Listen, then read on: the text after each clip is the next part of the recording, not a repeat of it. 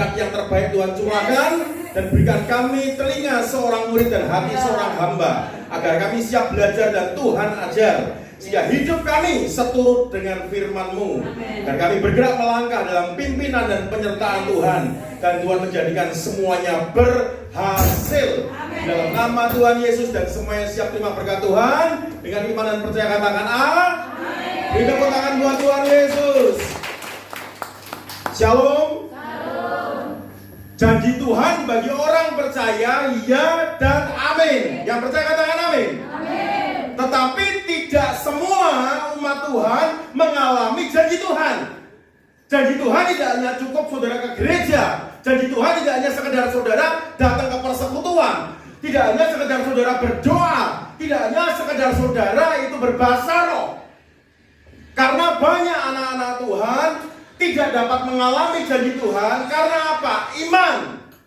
Karena hidup di dalam Tuhan, Ibrani 11 ayat yang ke-6 dikatakan, tanpa iman tidak ada seorang pun yang berkenan di hadapan Allah. Maka untuk kita bisa mengalami yang namanya janji Tuhan, pada kesempatan ini kita mau belajar biar firman yang menjadi dasar dalam hidup kita. Yang percaya katakan amin. Ngomong sama kiri kanannya, biarkan firman jadi dasar hidupmu. Mari kita buka Alkitab saudara dalam Perjanjian Lama, dalam kitab Kejadian pasal yang ke-15 ayatnya yang pertama sampai yang ke-5. Kejadian pasal ke-15 ayat yang pertama dan sampai ayat yang ke-5. Saya bersyukur sekali jika pada kesempatan siang hari ini dari LCD tidak dapat ditayangkan, semua karena anugerah Tuhan. Mungkin saudara berkata, loh kok aneh Pak? Iya, agar saudara dapat melihat Alkitab masing-masing. Amin. Supaya saudara di dalam kehidupanmu jangan manja. Tuhan tidak suka kehidupan umatnya, anak-anaknya manja. Manja itu tidak selalu kita hanya ibarat kata ya, seperti lebay, seperti kita alay, tidak. Namun mentalitas jaga no. Firman Tuhan berkata apa? Terkutuklah orang yang mengandalkan manusia, tetapi diberkatilah orang yang mengandalkan Tuhan. Yang percaya beri tepuk tangan buat Tuhan. Sehingga ketika LCD tidak dapat ditayangkan, saudara tidak punya mentalitas jaga no. Wah, orang no LCD-nya tidak dapat melihat akan firman yang ditayangkan. Tetapi saudara bisa membawa Alkitabmu. Maka jangan biarkan saudara yang terutama membawa Alkitab yang masih berupa buku dan itu diabaikan di rumah. Bahkan terkadang tidak sedikit hanya untuk ganjil bantal, untuk engkau bersandar tidur. Tetapi Alkitab itu jadikan akan dasar kekuatan dalam kehidupanmu bersama Tuhan. Karena firman ya dan amin. Sebab firman itu adalah Tuhan sendiri. Yang percaya katakan amin. Maka bagaimana kita itu untuk mengalami janji Tuhan dalam kehidupan kita? Dan kita akan lihat Kejadian pasal 15 mulai ayat yang pertama. Perikopnya dikatakan perjanjian Allah dengan Abraham. Tuhan membuat janji dengan Abraham tentang keturunan. Sesuatu yang mustahil bagi manusia, tetapi mungkin bagi Tuhan. Abraham dengan istrinya usia udah lanjut. Secara manusia udah tidak mungkin bisa punya keturunan. Istrinya bahkan dikatakan sudah berhenti haid. Tidak mungkin. Jalan kita buntu. Tetapi sekalipun tidak mungkin, sekalipun tidak ada jalan, dia adalah jalan dan kebenaran dan hidup. Dan barang siapa yang percaya, beri tepuk tangan buat Tuhan Yesus. Dan ayat yang pertama perhatikan baik-baik. Kemudian datanglah firman Tuhan kepada Abram dalam suatu penglihatan. Sehingga kalau kita dibawa Tuhan dengan sebuah karunia penglihatan, itu adalah Alkitabiah. Jadi bukan halusinasi atau apa. Namun saudara perlu uji. Karena banyak orang yang terkadang dengan penglihatan akhirnya ngawur, nganeh-nganeh. Kalau yang dari Tuhan itu jelas. Dan lihat, penglihatan itu dikatakan, janganlah takut Abram, akulah perisaimu, upahmu akan sangat besar. Abram menjawab, ya Tuhan Allah, apakah yang akan engkau berikan kepadaku? Karena aku akan meninggal dengan tidak mempunyai anak, dan yang akan mewarisi rumahku ialah Eliezer, orang Damsyik itu. Lagi kata Abraham, engkau tidak memberikan kepadaku keturunan, sehingga seorang hambaku nanti menjadi ahli warisku. Tetapi datanglah firman Tuhan kepada Abraham demikian, orang ini tidak akan menjadi ahli warismu, melainkan anak kandungmu. Dialah yang akan menjadi ahli warismu. Semua perhatikan sebentar ke depan. Ketika Tuhan ngomong bahwa orang ini tidak akan menjadi ahli warismu, melainkan anak kandungmu. Dan apakah Abraham dengan istrinya sudah punya anak? Maka ketika Tuhan menjanjikan, Tuhan sedang ingin membawa kehidupan akan seseorang untuk mengalami yang namanya supranatural kuasa Tuhan. Supranatural itu adalah sesuatu yang di luar dari kapasitas kekuatan natural kita sebagai manusia. Seperti contoh jalan di atas air, itu supranatural kuasa Tuhan. Sebagai manusia kita tidak dapat. Tetapi ketika Tuhan mau, Petrus pun sebagai manusia dapat berjalan di atas air. Maka sesulit apapun tantangan yang kau hadapi hari-hari ini, bahkan di hari ke depan, engkau merasa tidak mungkin, engkau merasa tidak sanggup. Ketika engkau berharap dan bersandar kepada Tuhan, apa yang mustahil jadi mungkin. Yang percaya beri tepuk tangan buat Tuhan. Kembali lihat firman Tuhan ayat yang kelima. Lalu Tuhan membawa Abraham keluar serta berfirman, coba lihat ke langit, hitunglah bintang-bintang, jika engkau dapat menghitungnya.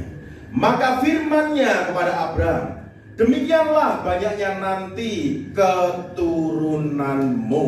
Semua perhatikan ke depan.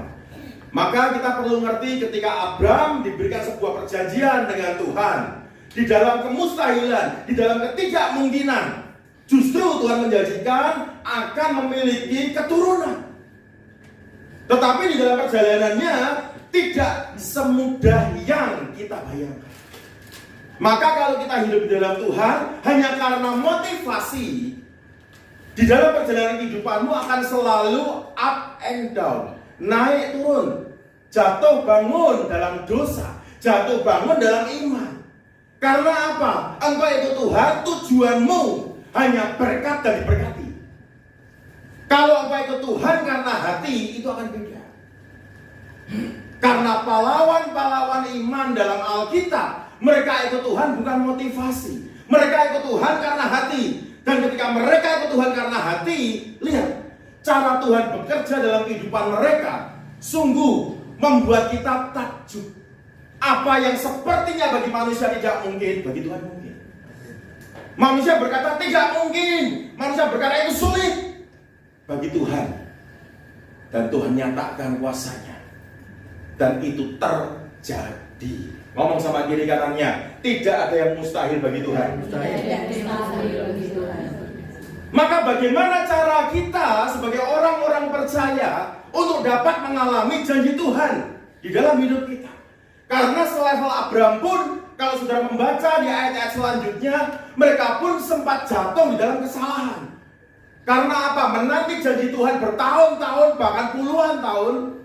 Mereka akhirnya mendapatkan seorang anak itu 25 tahun. Kadang saudara baru doa 1 minggu gak dijawab, udah ngomel. Engkau udah berdoa setahun dan tidak dijawab, bahkan engkau udah kecewa dengan Tuhan. Wes surat Tuhan meneh, ora pelayanan meneh. Sedangkan mereka 25 tahun dan mereka mengalami kesalahan juga.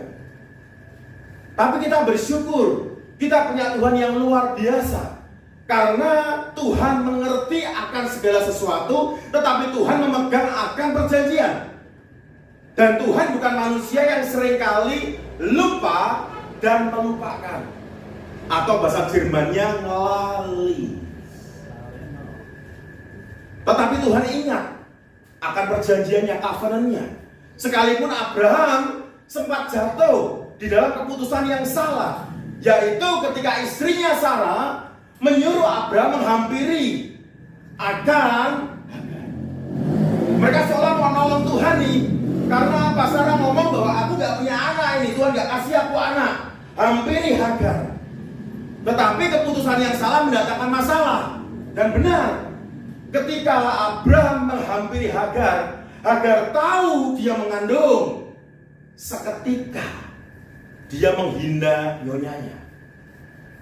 Akhirnya sakit hati Sarah. Dan dia ngomel sama suaminya. Engkau yang bertanggung jawab atas hinaan ini. Makanya pilihan yang salah, keputusan yang keliru, hati-hati. Itu akan mendatangkan masalah yang baru dalam hidupmu. Maka kalau belajar memegang janji Tuhan, supaya saudara tahu, sekalipun saya mau berkata sebagai hamba Tuhan secara jujur, tidaklah mudah kalau kita pakai pikiran. Tapi itu akan gampang ketika kita pakai iman. Yang percaya katakan amin. Amin. Dan untuk kita dapat mengalami yang namanya janji Tuhan dalam hidup ini, yang pertama, saudara perlu pegang firman. Kondisi apapun dalam hidupmu, engkau mau pegang firman. Kalau kondisimu enak, isi kantongmu tebal, engkau berkata gampang. Tapi kalau engkau pegang firman, ketika kondisimu sakit belum sembuh, keuangan morat-marit, utang nambah, bisakah engkau tetap berkata, aku percaya? Tapi siang hari ini demi kasih Tuhan, Dia Allah yang tidak terbatas. Hal pertama, saudara harus pegang firman. Kondisi enak tidak enak, mungkin maupun tidak mungkin. Bahkan ketika engkau nyaman dan tidak nyaman, keadaanmu lagi susah, sakit udah doa gak sembuh-sembuh, udah berusaha sepertinya tidak ada hasil, membuat engkau sepertinya mau nyerah. Tapi saya mau berkata bahwa dalam kitab Mazmur pasal 119 ayat yang ke-105 dikatakan, firman Tuhan pelita bagi kakiku.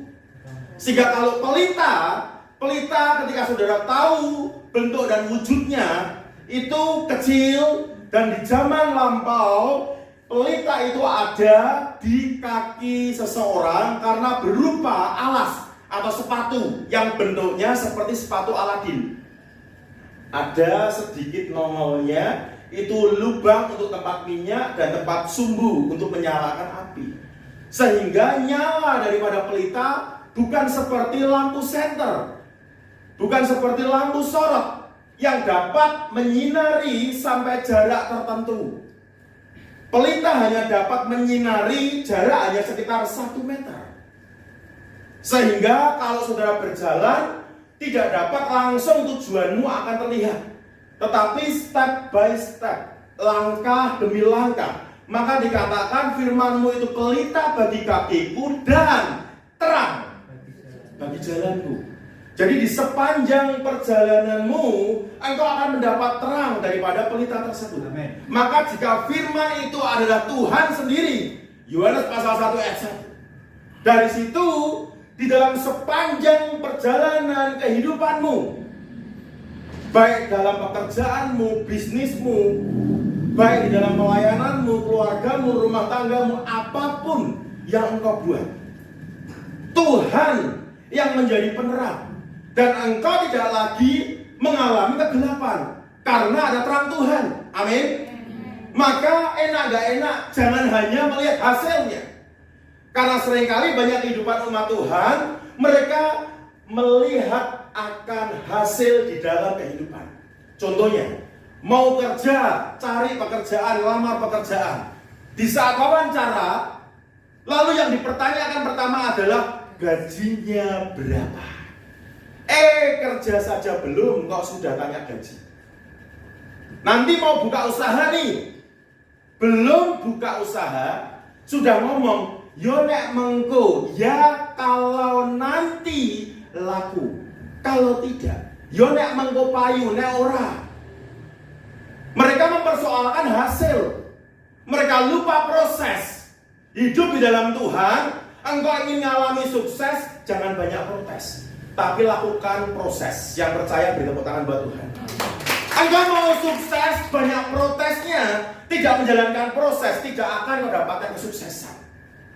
Maka kalau kau hidup di dalam Tuhan, Tuhan tidak pernah mengajarkan engkau untuk fokus di hasil, tapi proses. Ketika kau jalani prosesmu, hasil itu bagian surga, hasil itu bagian Tuhan.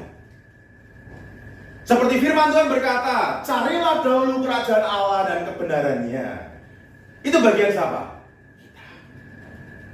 Maka semua akan ditambahkan. Itu bagian siapa? Tuhan. Tapi seringkali kita fokusnya bukan di bagian pertama. Carilah dahulu kerajaan Allah dan kebenarannya. Kita fokusnya semua akan ditambah. Ujungnya kita kecewa, kita marah. Karena apa? Tidak terjadi. Apakah Tuhan salah? Tidak, kita yang salah. Kalau kita melakukan bagian kita kerjakan prosesnya. Tuhan bukan manusia, Dia Allah. Tidak terbatas kuasanya. Sanggup mengubah kutuk jadi berkat. Sanggup membuka apa yang tertutup. Dan satu hal yang saya pegang dalam kehidupan, bahwa tidak ada rancangan Tuhan yang gagal. Yang percaya beri tepuk tangan buat Tuhan lagi. Maka ketika Tuhan memberikan janjinya kepada Abraham, sekalipun belum terjadi, apakah Tuhan ingkar? Enggak. Tuhan tahu waktunya. Maka kau perlu pegang firman untuk kau bisa mengalami akan janji Tuhan dalam hidupmu. Tapi kenyataannya Pak, maka hidup jangan melihat keadaan. Kalau kau hidup karena melihat keadaan, engkau akan dilibas oleh situasi dan kondisi. Contohnya ketika kau jualan dan kondisimu sepi, belum ada pembeli, akhirnya down. Tidak lagi buka. Ketika engkau melayani, ternyata sepi. Hanya cuma 1-2 orang, udahlah nggak melayani lagi, percuma. Engkau selalu fokus hasil. Tapi kalau engkau setia dengan Tuhan, dari perkara kecil engkau akan dipercayakan perkara yang lebih besar. Yang mau beri tepuk tangan buat Tuhan Yesus.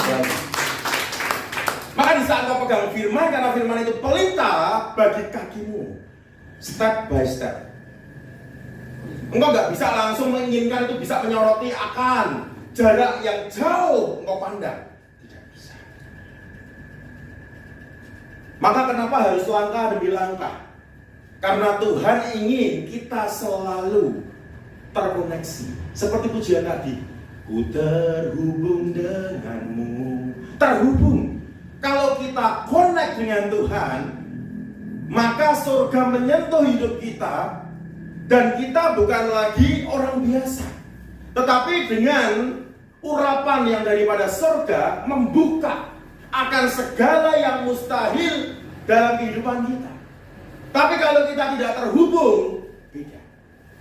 Seperti hanya Petrus, dia bisa berjalan di atas air karena terhubung dengan Tuhan. Maka di saat dia melihat Tuhan berjalan di atas air, dan dia berkata, Guru, kalau itu engkau, suruhlah aku datang kepadamu berjalan di atas air. Dan ketika password dari Tuhan diberikan, langsung terkonek wifi-nya.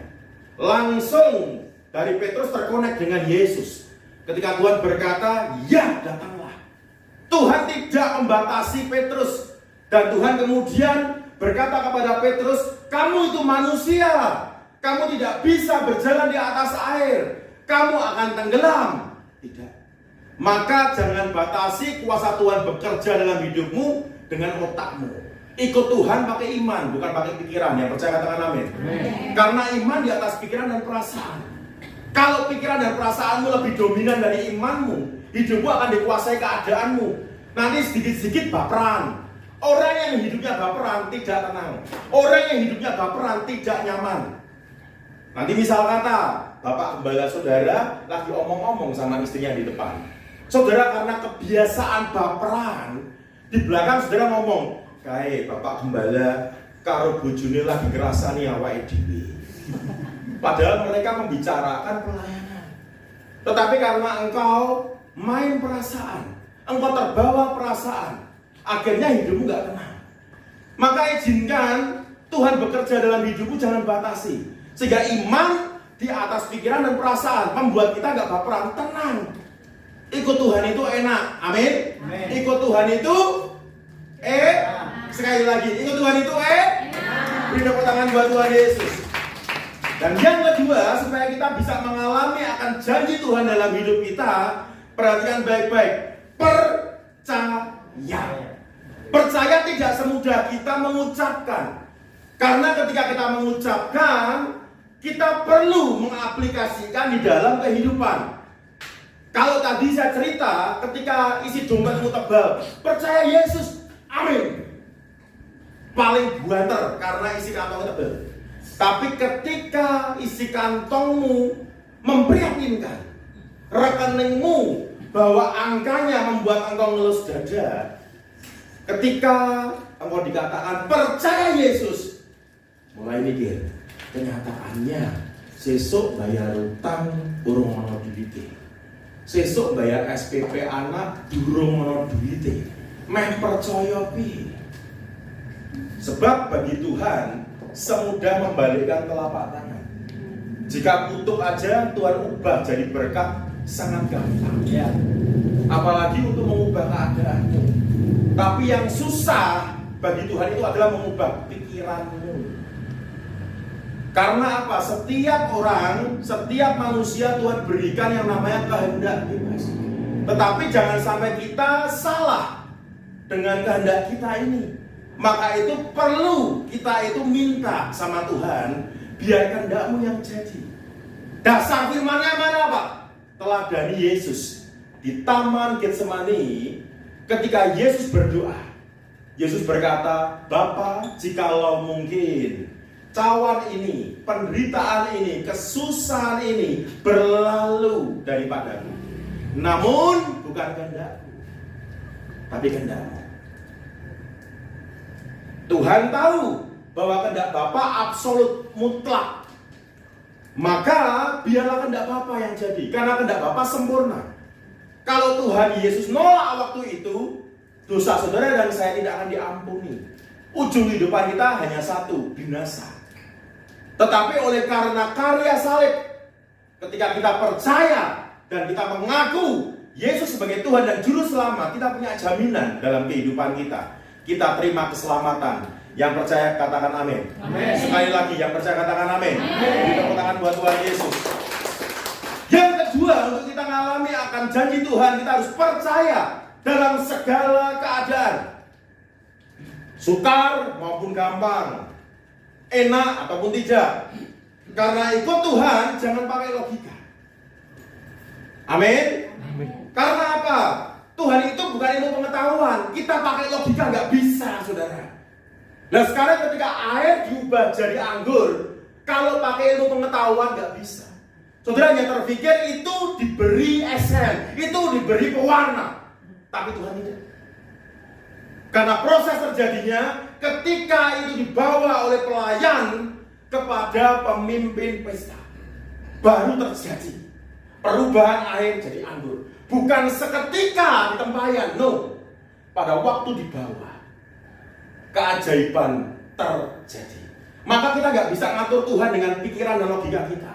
Tuhan bukan ilmu pengetahuan, tapi ikut Tuhan itu pakai iman. Yang percaya beri tepuk tangan buat Tuhan. Karena ketika engkau bisa percaya kepada Tuhan, Roma pasal 10 ayat 11 dikatakan, kitab suci berkata, barang siapa yang percaya kepada Tuhan tidak akan dipermalukan. Yang percaya katakan amin. Maka perhatikan baik-baik. Saya kasih sebuah contoh yang ada di Alkitab. Hana ini menjadi satu teladan pula dalam kehidupan saya sebagai hamba Tuhan. Agar jangan hanya engkau itu terfokus hasil. Saya tidak pernah melihat hasil di dalam kehidupan saya. Dalam pelayanan saya tidak pernah mempersoalkan akan hasilnya. Saya akan terima berkat, tidak pernah. Melayani aja. Selagi saya diberikan Tuhan nyawa, saya akan melayani. Maka sampai ada satu hamba Tuhan yang ngomong kepada saya begini, saya nggak pernah lihat Pak Franky itu sakit. Yang saya lihat selalu Pak Franky itu strong terus. Ya, saya tahu semua karena Tuhan. Tetapi di dalam kelemahan saya, selalu firman yang saya pegang. Firman Tuhan berkata apa? Di dalam kelemahan, kuasa Tuhannya nyata. Maka sekalipun sepertinya kita ngalami sakit nih, waktu pilek ngelunglak, ngombe es dawet mari. Yang percaya katakan amin. Enak atau? Waktu pilek ngelunglak, mari ngombe es dawet. Oh saya nggak promo saudara. Nah itu jangan dipotong-potong klipnya. Wah ini untuk penjual es dawet, waktu bilang ngelulak, berarti es dawet enggak. Saya bergurau. Nah tetapi sekalipun saya mengalami kelemahan, selagi saya diberikan nyawa Tuhan, tetap saya layani. Nggak ada alasan, waduh ini saya lagi enak badan, kemudian saya menolak pelayanan, tidak. Apalagi pelayanan kematian, selalu saya kedepankan. Beberapa minggu kemarin ketika pagi sampai siang, saya sudah melayani pelayanan kematian, baru pulang menjelang sore, langsung dikabari, ada yang minta untuk dilayani lagi, dan malam itu prosesi kremasi pun akan dilangsungkan.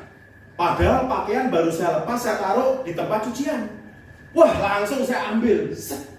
Saya minta tolong sama mbak yang kerja dengan saya, mbak tolong disetrikakan sebentar. Karena udah terlanjur saya lipet-lipet nih. Karena saya tahu pelayanan kematian itu kan ibaratnya begini, hanya sekali. Apakah orangnya akan hidup lagi, nanti mati lagi kan? Enggak. Disitulah saya tidak pernah melewatkan. Saya akan tolong, saya akan bantu, saya akan layani. Dan saya tidak pernah melihat akan denominasi apa. Mau dari gereja mana, mau dari pelayanan apa. Ketika meminta pertolongan, saya akan tolong. Karena yang saya pegang adalah teladan Yesus. Kasih. Kasih tidak membeda-bedakan. Disitulah saya akan melayani. Ketika saya telepon, dikasih tahu bahwa ini yang meninggal tidak punya sanak saudara. Yang meninggal usia 59 tahun dan tidak punya keluarga karena tidak menikah. Dan yang meninggal ini orang yang nggak mampu karena hanya tinggalnya di gubuk-gubukan saja. Oke, siap. Justru yang seperti ini saya suka. Karena ketika tidak ada manusia yang bisa balas kebaikan saya, itu kesempatan bagi saya untuk terima pembalasan dari Tuhan. Amin. Amin. Karena kalau Tuhan yang balas, nilainya beda. Ya. Maka itulah saya tidak pernah mempersoalkan hasil. Saya langsung info Pak Sigit, saya info pengurus yang lain yang ikut dengan saya. Ayo kita ikutin. Akan pelayanan ini kita selesaikan malam ini. Kita tuntaskan. Yang datang RT-nya, warganya, kasihan. Tidak ada satu sanak keluarga pun. Hanya tetangganya sama RT-nya saja. Kasihan tetangga-tetangga RT. Dan mereka bersyukur karena mereka juga nggak tahu bahwa almarhum itu tadinya berjemaah di gereja mana juga nggak tahu. Tetapi yang mereka tahu ini adalah orang Kristen. Karena dia berdoa dengan cara-cara Kristen. Itu yang diketahui oleh tukang potong rambut di dekat dia tinggal. Jadi ketika meninggal nggak ada yang tahu. Yang tahu tukang rambutnya itu. Karena apa? Biasanya ini orang di luar. Nah, dari pagi, siang, sore kok nggak kelihatan. Ditengoklah ke rumah, ternyata udah membujur kaku. Kasihan ya. Maka itulah, tetap kita layani malam itu kita tuntaskan. Kalau mau dibilang capek Pak, secara manusia capek. Tapi tetap yang roh selalu di atas yang daging. Jadi tetap bagi saya tidak ada capek. Enggak. Kita tuntaskan semuanya. Karena kita tahu bahwa kasih itu mengalahkan segala sesuatu. Maka dengan kita itu ikut Tuhan, perhatian baik-baik, kita itu harus bisa mengalami yang namanya janji Tuhan. Janji Tuhan ya dan amin. Sehingga apa yang Tuhan janjikan dalam kehidupan, rancangan Tuhan damai sejahtera, amin. Biarlah itu terjadi dalam hidup kita. Mendatangkan masa depan yang penuh pengharapan, biarlah itu terjadi dalam hidup kita. Yang percaya katakan amin. Tapi bagaimana kita bisa mengalami? Makanya yang kedua kita perlu percaya. Karena kitab suci berkata dalam Roma 10 ayat 11 tadi, barang siapa yang percaya kepada Tuhan tidak akan dipermalukan. Contohnya Hana. Hana setiap hari ke rumah Tuhan. Hana setiap hari cari Tuhan. Hana setiap hari bertahun-tahun Alkitab mencatat. Tetapi Hana tidak punya anak. Sepertinya mengenaskan. Yang punya anak adalah Penina, orang yang tidak Tuhan-Tuhanan. Maka terkadang kalau kita hidup hanya dikuasai keadaan, karena kita hidup hanya dikuasai penglihatan. Kita melihat tetangga kita yang ora lunga gereja, urepe luwih enak, awake dhewe yang lunga gereja urepe ra enak. Jangan melihat saat itu. Karena engkau sedang dibawa Tuhan masuk dalam supranatural kuasa Tuhan. Dan itu di luar pikiran dan perasaanmu. Imanmu akan Tuhan naik up. Tuhan upgrade naik. Supaya apa? Iman mengubahkan keadaan.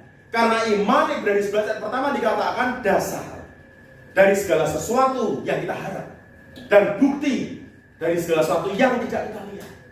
Dari yang tidak ada bisa jadi ada. Karena apa? Iman. Maka hidup dalam Tuhan, iman itu mutlak, gak bisa diganggu gugat. Tanpa iman, nothing. Gak bisa. Pakai logika, Tuhan bukan ilmu pengetahuan. Dihitung 5 tambah 2, 7. Sedangkan 5 roti 2 ikan bisa memberi makan 5.000 orang. Bahkan sisanya 12 bakul. Coba, mau dihitung? Ilmu pengetahuan kah? No. Kuasa Allah tidak terbatas. Tapi ketika kita percaya, maka kuasa Tuhan dinyatakan. Karena orang yang percaya tidak akan dipermalukan. Hana lihat, tetap dia tidak kecewa di saat dia dihina Penina. Mungkin ketika dia setelah ke rumah Tuhan, dia pulang, Penina ngomong, "Hei mandul, percuma kamu sembahyang, percuma kamu cari Tuhan, nyatanya kamu tidak bisa punya keturunan." Dan dia tidak sakit hati. Dia abaikan perasaannya. Dia lebih memfokuskan perasaan Tuhan. Maka kalau kau hidup hanya terus mengindahkan perasaanmu, kau tidak mengindahkan perasaan Tuhan, hati-hati. Engkau yang akan rugi. Tapi ketika engkau mengindahkan perasaan Tuhan, abaikan dari perasaanmu. Jangan sidik-sidik loro hati. Rugi saudara. Memasukkan sampah dalam hidup kita, kita yang rugi. Amin. Tapi ketika kita itu terus mengindahkan akan perasaan Tuhan, seperti kita mengutamakan Tuhan, maka Tuhan memprioritaskan hidupmu yang mau beri tepuk tangan buat Tuhan. Dan ujungnya apakah Hana dikecewakan Tuhan? Tidak. Hana dipermalukan Tuhan? Tidak. Tuhan membuka akan kandungan Hana.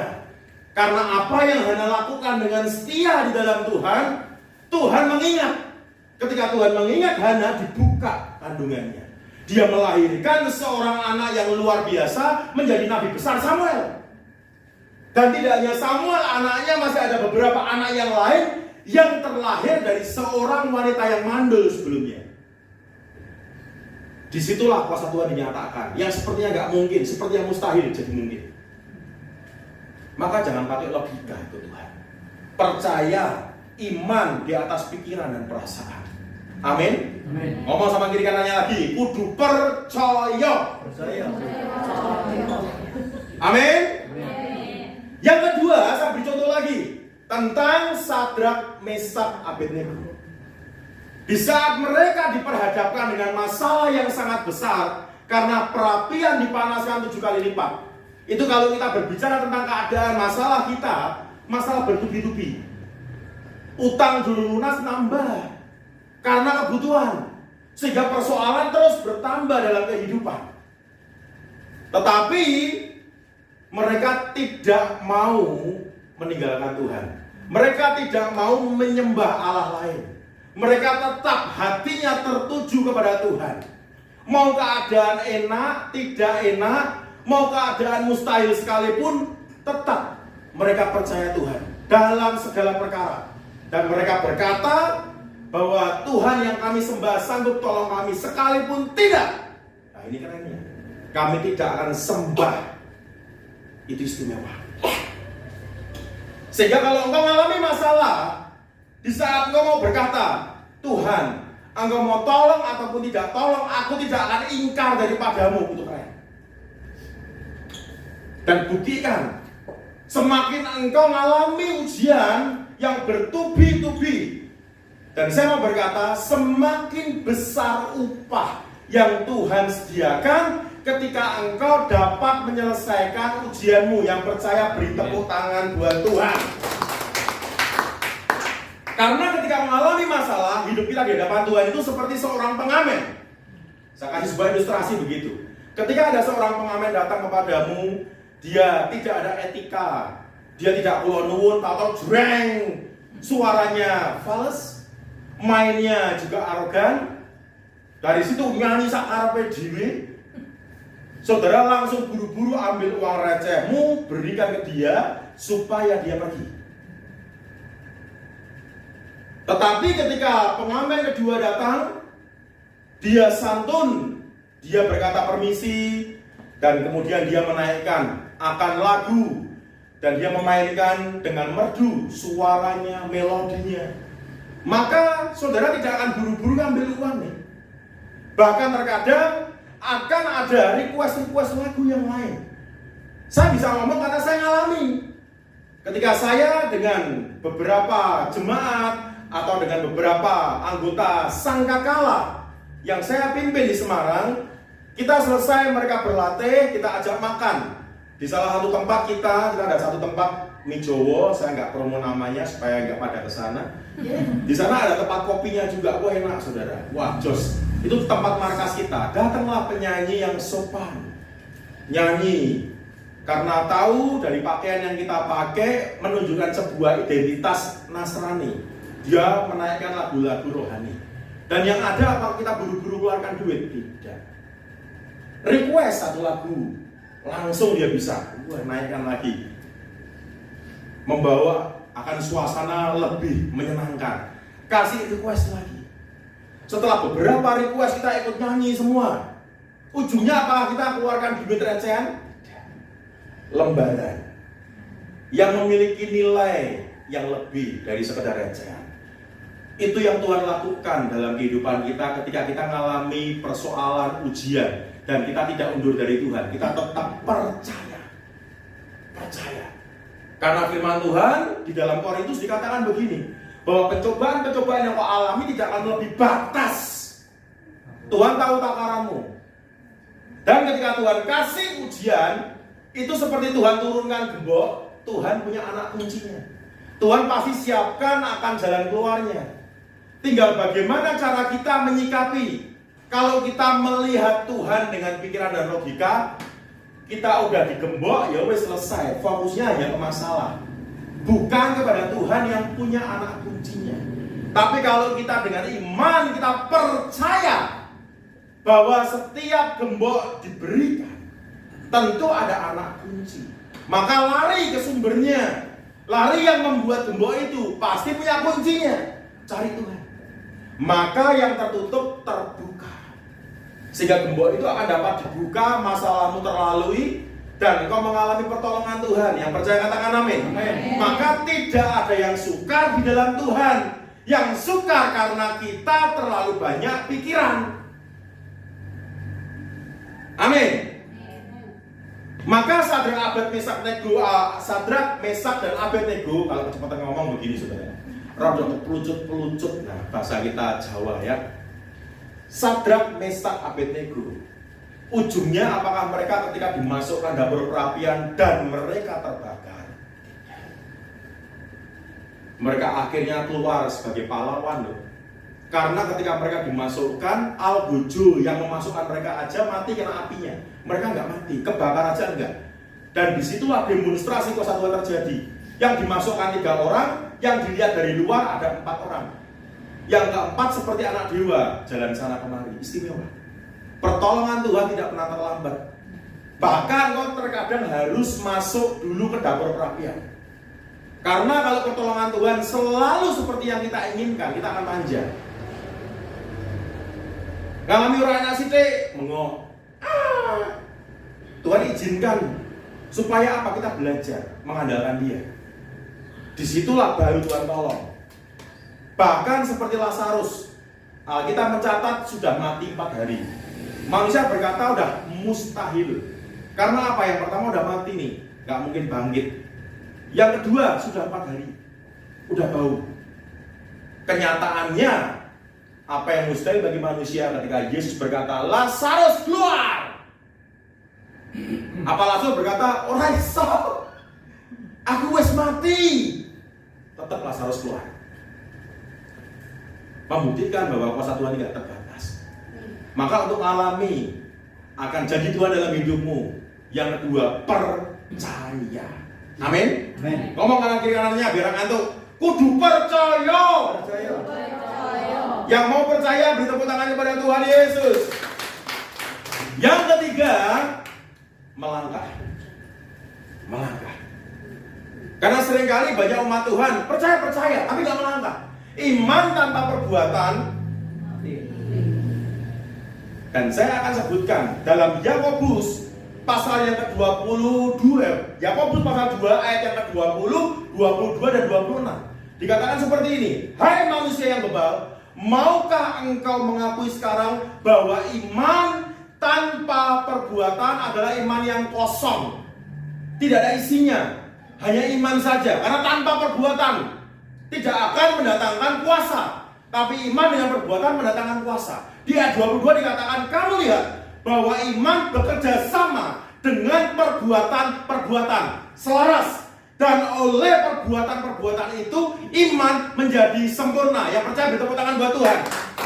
Yang ke-26 dikatakan, sebab seperti tubuh tanpa roh adalah mati, demikian jugalah iman tanpa perbuatan-perbuatan adalah mati. Sehingga iman harus disertai perbuatan, action, tindakan, melangkah. Petrus ketika lihat Yesus, dan di saat dia berkata, Guru, jika itu engkau, suruhlah aku berjalan di atas air. Dan gurunya berkata, ya datanglah. Lalu Petrus berkata, tapi ini kan air, monggo nek aku tenggelam piye? Seringkali kan kita begitu. Ya nek monggo aku buka usaha rame, nek ora piye? Selalu kita memikirkan hal-hal yang belum terjadi, sedangkan itu belum tentu terjadi. Amin. Tapi saudara selalu beralasan begini, lah tak pikir, lah pikire. Ngomong sama kiri kanannya, kowe ngono ora? Kowe ngono mesti. Kudune kowe ngono mesti. Nah, karena saya tahu banyak hidupan umat Tuhan seperti itu. Tapi saya percaya di tempat ini tidak ada, amin. Tidak ada yang ngaku. Ada yang ngaku dosamu diampuni. Kasih Tuhan mengalahkan segala sesuatu. Kasih Tuhan menutup pelanggaran. Maka kalau itu Tuhan itu jujur. Dan ketika kita melangkah, perhatikan baik-baik. Di saat kita melangkah, itu selalu akan mendatangkan kuasa Tuhan. Di saat Petrus akhirnya melangkah, dia tidak pakai tapi. Makanya kalau orang percaya, tidak akan bertanya. Kalau masih bertanya, lah caranya piye? Itu orang percaya. Guru, kalau itu engkau suruhlah aku datang kepadamu berjalan di atas air. Tuhan Yesus berkata, datanglah. Lah caranya piye? Ikan banyu. Tidak akan dia bisa berjalan di atas air. Mungkin saudara berkata, tapi ujungnya dia kan tenggelam kok Pak. Nah itu yang salah dia atau Tuhan? Dia. Karena Alkitab mencatat dia mulai merasakan, mulanya ojo baperan. Kalau kamu hidup karena baperan, rasa-rasa, gembalamu ngomong-ngomong di depan sama istrinya, dikira ngerasain kamu. Padahal enggak.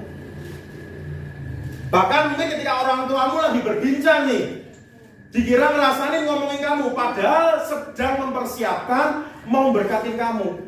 Lalu kamu udah serai duluan nih, marah sama mereka, tidak ada juntrungannya, ngilang karpe dewe.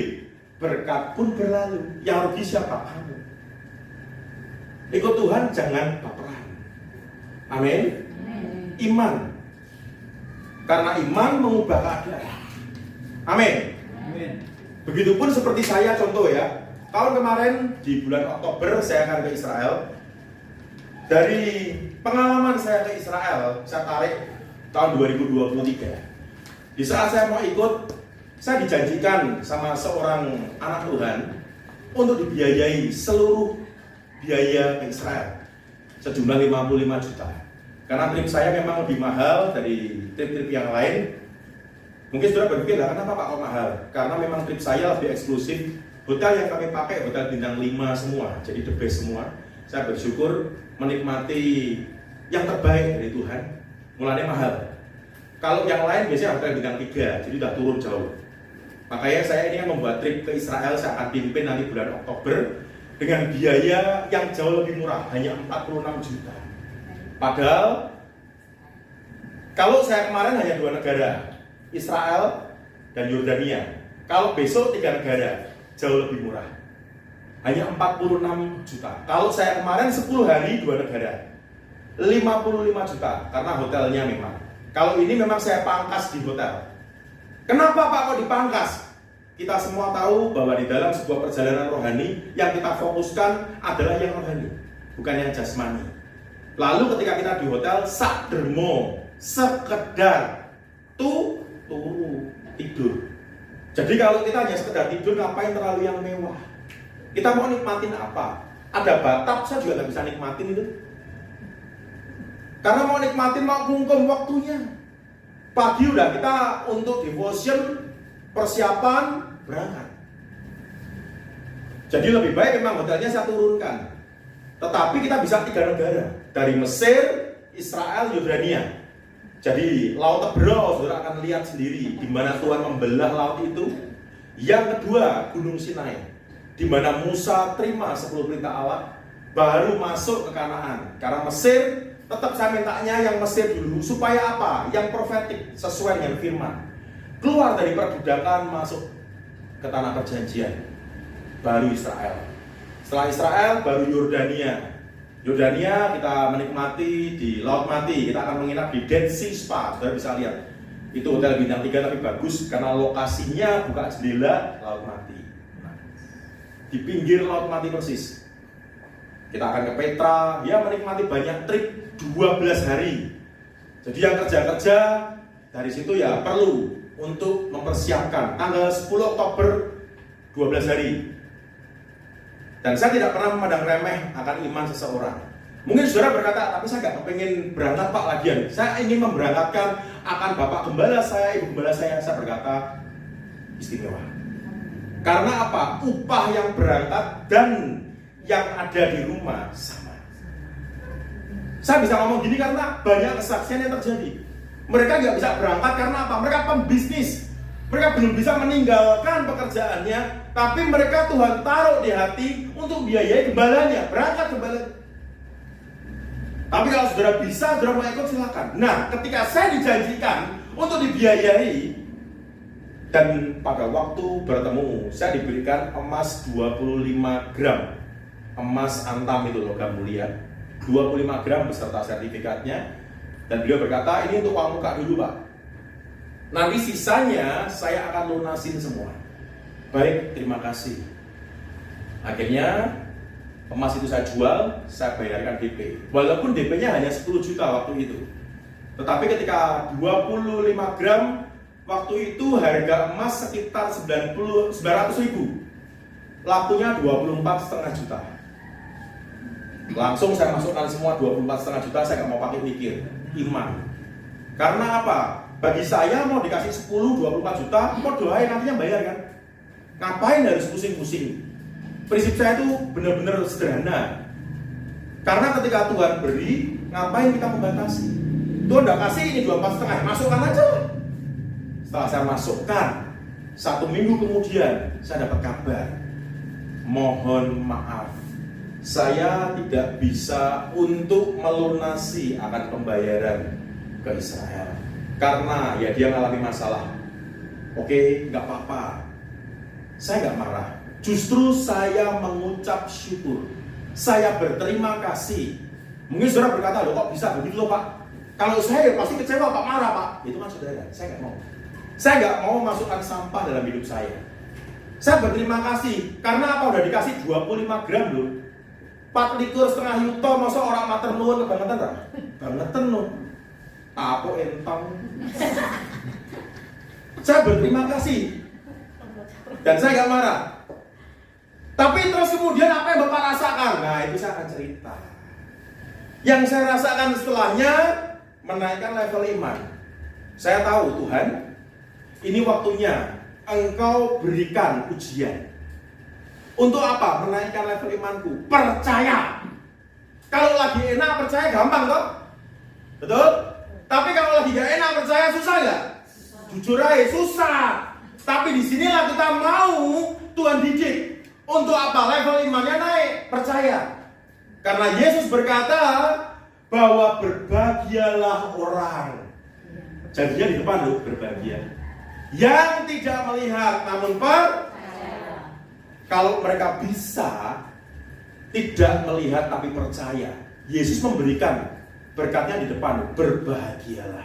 Kita akan berbahagia. Tapi seberapa banyak kita itu yang seringkali mempersoalkan hasilnya dulu agar kita bisa percaya. Kalau saya enggak. Dan saya benar, saya alami itu. Sehingga kalau 55 juta dikurangi 24,5 juta, masih ada sekitar berapa? 29,5 juta. Saya masih harus kurang segitu. Pada waktu itu saya tidak ada duit. Karena saya pelayanan semua biaya sendiri. Dari situlah level iman saya naikkan. Maka saya akan punya statement. Nggak tahu saya sudah pernah ngomong di sini atau enggak, tetapi kalau mungkin sudah pernah ngomong, saya akan ulang. Mengingatkan dan mengempartasikan iman dalam hidupmu. Dan statement saya adalah, mbuh piye carane Tuhan nulung aku, sing penting aku percaya. Itu statement saya. Dan benar, setiap Tuhan berikan berkat kepada saya. Pemikiran saudara mungkin seperti manusia pada umumnya. Doa ke Tuhan, minta pertolongan Tuhan, Tuhan akan kasih sejumlah yang kita butuhkan. Belum tentu. Sejumlah 29,5 juta. Belum tentu. Maybe yes, maybe no. Bisa tidak dan bisa iya juga. Terserah Tuhan yang ngasih kok. Itu hasil. Bagian kita percaya. Dan betul ketika Tuhan kasih, bukan seperti yang saya mau, 29,5. Tuhan kasih misalnya 100.000. Saya ambil dulu perpuluhan 10.000, 90.000 saya tabung. Tuhan kasih 1 juta, saya ambil 100.000 buat perpuluhan, 900.000 saya tabung. Dan saya tidak pernah mau ngemplang apa yang menjadi hak Tuhan, yaitu saya tidak mau mencuri perpuluhan. Itu iman saya. Maka jangan pernah sekali-kali engkau berkata, lah Pak Edwi saya kurang. Dan jadi seperti perkataanmu, akhirnya engkau kurang. Dan saya selalu melihat bukan yang 10%. Ini sembari saya mengajar tentang perpuluhan ini Pak akhirnya. Saya fokusnya ke 90%, bukan 10%-nya. Disitulah saya mengucap syukur. Karena apa? Bagian saya lebih banyak. 90%. 9 kali lipat dari yang saya bawa ke Tuhan. Coba kalau dibalik, Tuhan minta 90%, mateng orang. Ngelus dodo, wes kabuan Tuhan bagus. Tuhan kabur, yang ada orang nabur, kabur. Nah, 90%. Makanya ketika engkau beri perpuluhan, jangan dengan terpaksa. Yang mau katakan amin. Amin. Ketika memberi perpuluhan, berilah dengan sukacita. Yang mau berikan, katakan amin. Amin. Karena ketika engkau beri, lihat, engkau pasti menerima. Dan ketika kau beri perpuluhan, itu seperti benih. Kamu mau terima tuaian, amin. Tapi gak pernah nandur, orang pernah ngasih benih. Bagaimana bisa tukul? Orang bisa. Engkau mau menuai, kau harus nabur. Dengan taburanmu nanti akan jadi tuaian. Dan betul, di setiap saya pelayanan tidak ada yang saya pilih-pilih. Oh, yang dapat persembahan, dapat amplopan saya layani. Yang tidak dapat saya tolak. Semua tetap dan sama, tidak ada perbedaan. Di saat Tuhan beri, saya selalu ambil perpuluhan, selebihnya saya tabung. Dan akhirnya lunas. Saya berangkat ke Israel menikmati yang terbaik dari Tuhan, bahkan tidak berkekurangan. Mau berangkat pun menyiapkan sangu. Istri saya berkata, apa? Lah Papa udah nyiapin sangu, udah sih, pokoknya tetap nabung, jelas. Nabung, kurang 1 minggu udah dapat sekian juta ini, udah dapat sekian juta buat sangu. Tuhan berbicara kepada saya bahwa keluarkan isi rekeningmu, taburkan. Kalau keluarkan isi rekening berarti semua atau sebagian, sampai tinggal 56.000. Karena nggak mungkin saya ambil semuanya dan kemudian saya dodol, kan nggak mungkin. Harus ada sisa 50.000. 56.000 saya keluarkan sekian juta. Tuhan taruh si A, si B, si C masing-masing tampakkan dengan jumlah. Saya taat aja. Ketika istri saya kasih tahu, saya bilang, Ma, tadi pagi ketika Papa selesai doa, Tuhan berkata, keluarkan isi rekeningmu, dan udah saya tabur semua. Nah terus tak kasih dong. Apa lagi yang mau dipersoalkan? Udah, dia nggak menjawab lagi, dia pergi cok. Saya tahu, menyiratkan sebuah arti. Mbuh piye carane Tuhan nulung. Sing penting yo percaya no. Dan betul, tetap gak ada itu di hati rasa goyah, di hati cemas. Wah, aku piye yo di sana. Enggak, itu pikiran saya sederhananya lagi. Saya ikut tur, saya udah dapat makan sehari 3 kali, dan bagi saya udah cukup. Saya udah dapat penginapan bintang 5, bukan bintang 7 seperti Puyel. Karena kalau bintang 7 pasti kita ngeluh dulu. Ini bintang 5. Jadi kita nggak perlu tidur di emperan toko, semua udah disediakan. Kurang apa coba? Ya kurang jajannya toh Pak, itu kan kejadian. Tak jawab lagi. Nah itu kejadian. Makanya saya tidak bawa oleh-oleh. Kejadian. Oh berarti Bapak nggak ada pesan? Bukan. Kan cerita saya belum selesai. Dan kurang 3 hari, seperti keran air dibuka. Ada yang nabur dolar, bahkan ada yang nabur itu mata uang Jepang yen. Yenono, yenora. Wah, yen tenan iki, mata uang Jepang. Ada yang nabur dolar, yen, rupiah, dan tidak berkekurangan. Bahkan sampai di luar-luar kota. Bahkan saya tahu ada rekan saya hamba Tuhan, mereka masih bergumul untuk sewa tempat. Mereka butuh biaya besar. Mereka tanya ke saya, Pak, nomor rekeningnya berapa? Tak bocotok, orang tak jawab. Tapi karena mereka disuruh Tuhan, mereka nggak kekurangan akal. Tanya ke istri saya. Tanya, Ci, rekeningnya Pak Franky berapa? Istri saya pada waktu ditanyanya, rekeningnya dia dulu. Ci, rekeningnya berapa? Istri saya udah senang. Yang kedua, rekeningnya Pak Franky berapa? Dia udah tahu, oh berarti bukan jatahnya dia. Dan benar, ketika ditransferkan lewat rekening istri saya sekian juta, dari situ saya tahu ini karena Tuhan. Saya udah berusaha nolak, karena saya merasakan kalau dia juga dalam pergumulan. Makanya saya ditanya, tak abaikan, tidak saya jawab WA-nya. Supaya apa? Gak ngasih. Tapi Tuhan tetap paksakan. Makanya kalau kehendak Tuhan yang jadi enak. Mbok bicara Tuhan dulu. Dan benar, tidak berkekurangan. Tidak berkekurangan. Di sana saya bisa membelikan istri saya talit yang kosher, yang halal. Kalau yang biasa-biasa kan masih tergolong murah. Tapi kalau yang kosher mah harganya udah jutaan. Dan itu memang yang dipakai di sana. Istimewa. Ya, itu masing-masing sedikit cerita. Tapi dari sini supaya saudara belajar ngalami janji Tuhan dalam hidupmu ini agar membuat imanmu naik bukan turun. Maka untuk mengalami janji Tuhan dalam hidupmu ada 3 hal. Yang pertama, pegang firman. Yang kedua, percaya. Yang ketiga, melangkah. Karena iman tanpa perbuatan kosong, mati, sia-sia. Jadi dengan 3 hal inilah engkau akan mengalami janji Tuhan dalam hidupmu. Dan maka apa yang buntu akan jebol, yang tertutup akan terbuka,